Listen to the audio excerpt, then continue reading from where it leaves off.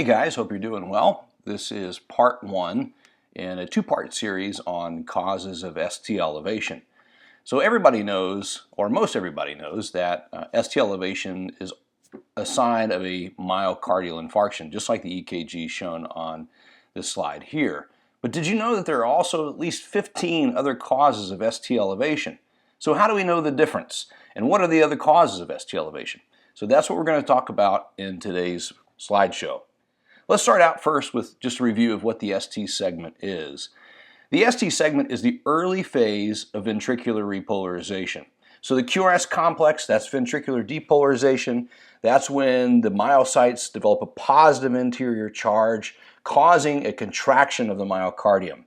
After that's happened, the heart wants to go back into a relaxed state, and so the ST segment is that early part of repolarization. It begins right at the J point, and on this slide is right where the S meets the flat line there called the ST segment, or what we call the J point. J point just stands for junction, the junction between the QRS complex and the ST segment. Now normally the ST segment should be essentially isoelectric.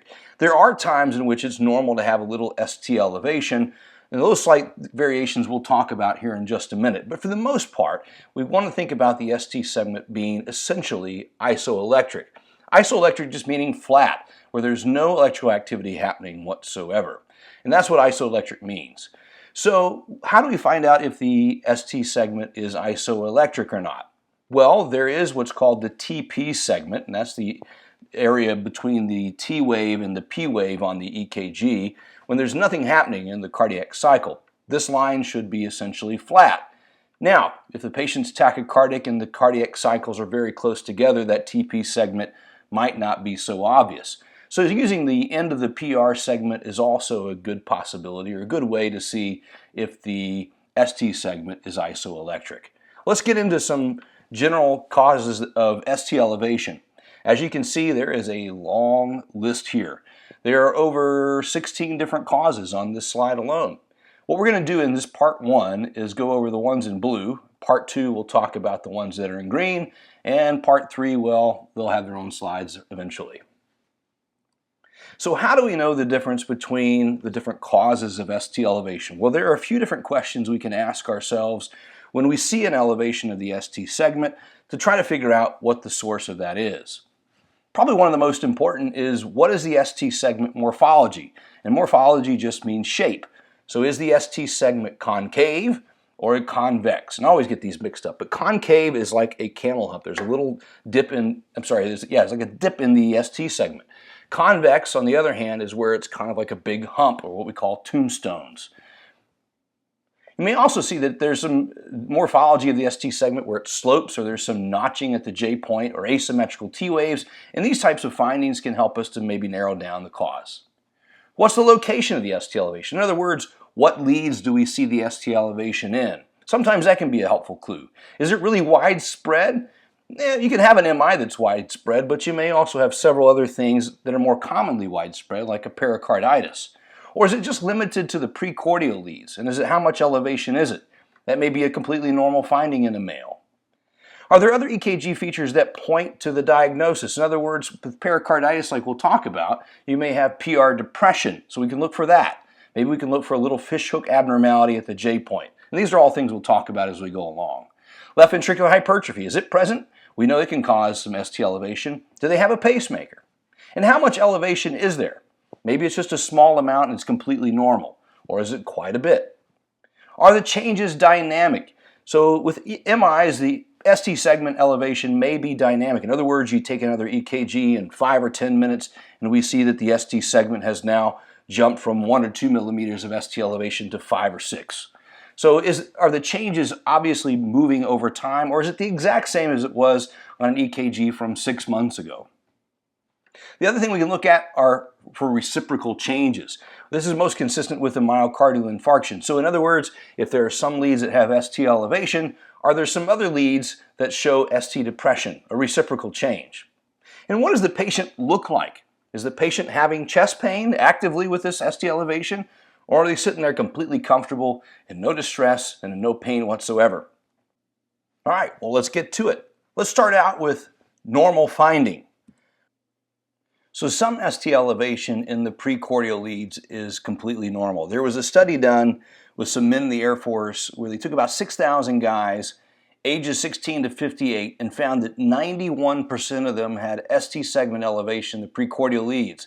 And this wasn't necessarily just a small amount. They had 1 to 3 millimeters or more in the precordial leads, and a completely normal finding. Now, as the patients get older, this seems to go down with age. The ST elevation becomes less and less. Women also have some ST elevation in the precordial leads, and that can be normal too. It's only seen in about 20% of females, and it's usually not as much ST elevation, about 1 millimeter or so, no matter what their age is. Now, again, morphology is incredibly important when looking at the ST elevation. The ST segment in these patients is concave. In other words, there's a little dip in it. Look at that top ST segment that's saddle-shaped. So there should be a little dip in that. That type of ST segment elevation is much less concerning than a convex shape ST segment elevation. So when we look at an EKG, we're looking for ST segment elevation that's greater than 1 millimeter in the precordial leads. That can still be a normal finding in men. We call that a male pattern. Now, much more than that, maybe we need to start getting concerned, but up to 1 millimeter, usually not a big deal. Same with women, we expect there to be some ST elevation in them as well in these precordial leads, but generally speaking, it's going to be less than 1 millimeter. And that's called a female pattern. Now, this is very similar to something called benign early repolarization. Benign early repolarization is a super common cause for ST elevation.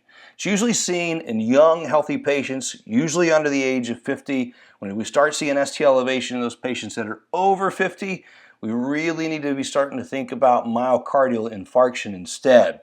Now, benign early repolarization is one finding or one cause that will have you see ST elevation throughout several leads. It's widespread, and so it may mimic pericarditis, another cause of widespread ST segment elevation. But typically, benign early repolarization is seen in the precordial leads. Lots of patients who come in with chest pain, approximately 10 to 15%, are going to have benign early repolarization on their EKG. So it is something we have to keep in the back of our mind, and it can make the diagnosis of an MI a bit tricky. We don't really know why it happens, we just know that it does. Now, how do we recognize benign early repolarization? Well, again, the morphology of the ST segment is incredibly important. So what we see with benign early repolarization is a widespread, upwardly concave ST segment. In other words, it makes us want to smile, just like this guy here, the smiley face where it fits right inside of the ST segment. That's how you can remember that. So a dip in the ST segment is much less concerning than this big hump in the ST segment. Now, benign early repolarization is best seen in those precordial leads, with V4 often being the lead that shows it the best. Now, another thing we can look for that helps us to identify benign early repol is a fishhook pattern at the J point. Now remember, the J point is the junction between the QRS complex and the ST segment. So a little fishhook pattern like you see in both of these pictures here, particularly the one that's circled down at the bottom, that is the fishhook pattern that we're referring to. Another thing you can think about are these tall T waves. The beginning part of the T wave is sloped up with the backside coming more straight down. They're asymmetrical. In other words, if you were to try to fold that T wave over itself in half, it wouldn't match up. It's an asymmetrical T wave, another great clue that this is likely benign early repolarization. We shouldn't see any reciprocal changes with benign early repol either. So like with the STEMI, if we have some anterior ST elevation, we might see some reciprocal depression in the inferior leads. That will not be the case in benign early repolarization. Another possibility or another way to kind of tell the difference between your causes for ST elevation is, again, whether or not those changes are stable over time. You'll repeat the EKG. If you're having any doubts about what the cause is, 10 minutes later down the road, take another EKG. Does it look exactly the same? Is it stable? Or is there some dynamic changes? Is there now more ST elevation or less ST elevation present? This will help you to recognize whether or not benign early repolarization is at play here. Serial EKGs, incredibly important. If you have a patient with ST elevation and the diagnosis is unclear, repeat the EKG. Do it again in 10 minutes. Does it look different or not? And better yet, if you can pull out an old EKG to look at something from before, you can see if they've had benign early repolarization 6 months ago when they had an EKG. Does it look exactly the same as that? Hey, I'm not worried about it. Does it look completely different? Now we've got a different story. We've got to think about this a little bit more. Here's an example of benign early repolarization. You can see that this patient has some ST elevation, particularly seen best actually here in the inferior leads, with some J-point notching in leads 2, 3, AVF, and a little bit there maybe in V5. We can see that these also have some asymmetrical T waves that are really tall. That first half sloping up, the back side a bit more straight down. These are all clues that this is benign early repolarization. Now, as a patient ages, this benign early repolarization, this ST segment elevation should be gradually going down. And that's why when we get a patient who's over the age of 50, benign early repolarization is much less likely. We don't know the cause of this, but we know that it goes away as the patient ages. So up to 30% of patients who have benign early repolarization will have an almost complete resolution of the ST segment elevation over time. So the older the patient is, the less likely it is it's benign early repolarization, and the more we got to think about this, an ST elevation myocardial infarction. If there's ever going to be a cause for ST elevation that gets you worried, this is definitely it. So as you can see, this patient has ST elevation in a lot of different leads with some reciprocal depression in leads 3 and AVF. We're going to quickly just cover STEMI here, but we're going to get into a lot more detail in it over the next couple of weeks. So don't worry, this is just a quick overview. Now, a STEMI has characteristic symptoms of myocardial ischemia. In other words, patient has chest pain or chest pressure. Maybe there's some radiation to the arm or to the jaw or to the back. Maybe the patient's been having diaphoresis, shortness of breath, and nausea along with the symptoms. This patient also will come in and have an EKG done that will show persistent ST elevation. And when we draw their blood and we get a myoglobin and troponin, when that blood work comes back, we'll see that they have positive biomarkers that prove that they had some myocardial necrosis. Now, an important finding with a STEMI is that the patient will often have reciprocity. In other words, when there's anterior ST elevation, we may see some inferior ST depression. It's not always present, but when it is, it's a good clue that this is not benign early repolarization or some other benign cause, but a STEMI. So the ST elevation happens very quickly. Fortunately, it happens super soon after the patient begins having signs and symptoms of an MI. So we get the EKG and we see that they have ST elevation and maybe some tall positive hyperacute T waves that come right before that. But nonetheless, we're going to get this morphology we see at the bottom of this page, the big tombstone, the big convex shape versus the concave shape that we saw with the others. So morphology is very important when it comes to looking at ST segments. Also, repeating the EKG. I can't say this enough. Just like in this example here at 12:53, the EKG is pretty unimpressive. I'm not too worried about that patient. But because the patient continued to have some symptoms concerning for an MI, the EKG was repeated a little bit later, and now you can see that it looks different. If you look closely, you'll see a little bit of ST elevation and a concerning looking ST morphology in leads 2, 3, AVF, and some deepening of the ST segment in AVL, which is a reciprocal change. This patient needs to go to the cath lab. So how do we make an official diagnosis of STEMI? Well, according to the ACC and AHA criteria, we're looking for greater than or equal to 1 millimeter of ST elevation in 2 contiguous leads, or 2 millimeters of ST elevation if it's isolated to just V1 through V3. Remember, a little bit of ST elevation in these precordial leads can be a normal finding. We're also looking for reciprocity. This greatly increases the likelihood that the ST elevation is the cause of an MI. But reciprocity does not have to be present, so don't think you have to have that in order to call it a STEMI. But its finding makes it much more solid. So in this patient here, we can see, if you want to look at it, you can hit your pause button. But this patient here has ST elevation in leads 1 and AVL, and some ST depression in leads 3 and AVF, which are those reciprocal changes. Let's look at one more. And if you want to take a closer look at it before I give you the answer, you can hit the pause button. But in this patient, They have ST segment elevation in the inferior leads 2, 3, and AVF, and some ST depression in leads 1 and AVL, as well as in V2 and in V3. There's those reciprocal changes that help us with the diagnosis of STEMI. Again, much more on this in lectures to come. Another cause of ST elevation is Prinzmetal's angina, or what we call vasospastic angina.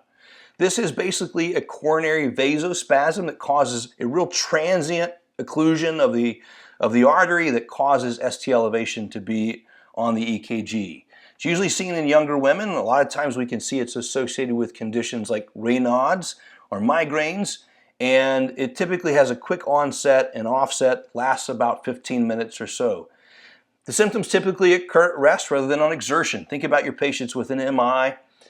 Typically they're going to be doing something that's going to stimulate the need for more oxygen to the myocardium, and that makes them have the big one. These patients are going to be at rest and not having any exertion whatsoever. So it's transient ST elevation, typically lasting less than 15 minutes. It's going to be multiple leads on the EKG that's going to be occurring while they have some chest pain. And then when the chest pain resolves, it quickly goes back to baseline with no residual ST segment elevation. Think about the history in these patients. Typically these patients with Prinzmetals are going to be younger with much fewer risk factors for coronary artery disease, although smoking does seem to have some connection with Prinzmetals. Raynaud's, migraines, cocaine use and abuse all have some risk for increased risk for Prinzmetals, as well as patients who are hyperventilating.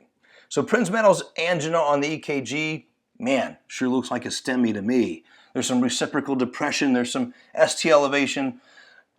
I'm going to call it. Okay, don't leave it up to you in these situations with these Prinzmetal's anginas or other things. Call the cardiologist, let them make the decision on whether or not this patient needs to make it to the cath lab. Pericarditis, another incredibly well-known cause for ST elevation. Now, pericarditis is inflammation of the pericardium that causes a pleuritic chest pain. That's typically worse when the patient lays flat and better when they sit up and lean forward. On the physical exam, you may hear a friction rub. Typically, if their EKG change is related to pericarditis, it's because the patient has viral pericarditis. Although there are other causes for pericarditis, viral pericarditis is typically the one that's going to cause these well-known EKG changes. The well-known EKG changes are this: widespread concave ST elevation and PR depression. We see this most throughout the limb leads and the precordial leads, with some reciprocal ST depression and PR elevation in leads AVR and V1. So it's a saddleback concave ST depression. It's a concave saddleback ST elevation, again with PR depression.